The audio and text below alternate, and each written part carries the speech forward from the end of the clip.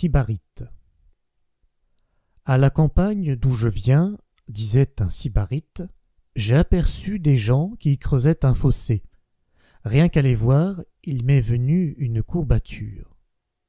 Je te crois, reprit un autre, car ce que tu en dis me donne un point de côté. Diodore de Sicile. Sybaris était une des plus grandes villes d'Italie méridionale. Fondée sur le golfe de Tarente par des peuples de la Locride et agrandie par une colonie d'Achéens, elle est devenue si puissante qu'elle avait soumis 25 villes voisines et qu'elle pouvait mettre sur pied 300 000 soldats.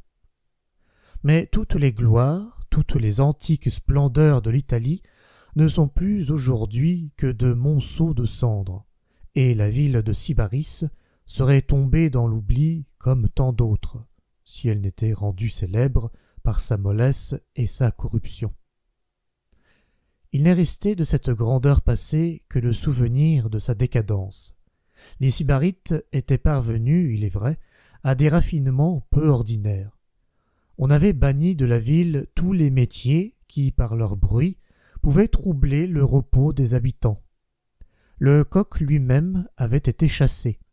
Ces voluptueux de la nuit ne voulaient plus entendre la voix vigilante qui, dans les jours de labeur et de gloire, leur avait dit « Il fait jour ».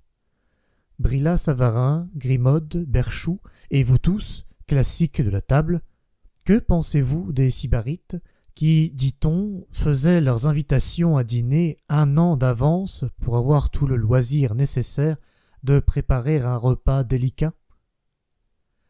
Je suis né à Sybaris, où mon père Antilope était prêtre de Vénus. On ne met point dans cette ville de différence entre les voluptés et les besoins. On donne des prix aux dépens du public à ceux qui peuvent découvrir des voluptés nouvelles. Les citoyens ne se souviennent que des bouffons qui les ont divertis et ont perdu la mémoire des magistrats qui les ont gouvernés.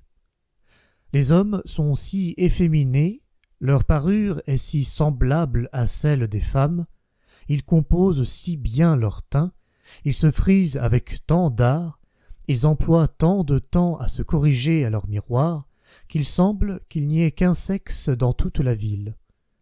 Bien loin que la multiplicité des plaisirs donne aux Sybarites plus de délicatesse, ils ne peuvent plus distinguer un sentiment d'avec un sentiment.